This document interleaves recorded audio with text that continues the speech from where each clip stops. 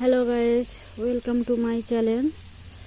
দেখতেই পাচ্ছ আমি কড়াইতে পেঁয়াজ, কাঁচা লঙ্কা আর চিংড়ি দিয়ে দিয়েছি, 5 ফোড়নও দিয়ে দিয়েছি, কারণ এটা ভাজা করে তুলে নেব।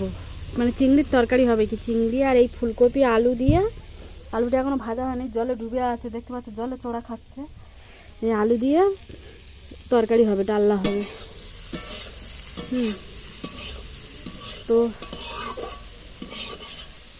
আমার এখন চিংড়িটা ভাজা হচ্ছে, দেখো।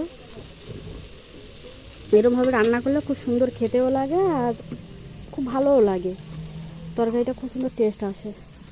আরও বিশেষ করে এই কাঁচা এই জিরে বাটা, শিলে ফেলে বাটা, এই জিরে বাটার তরকারি।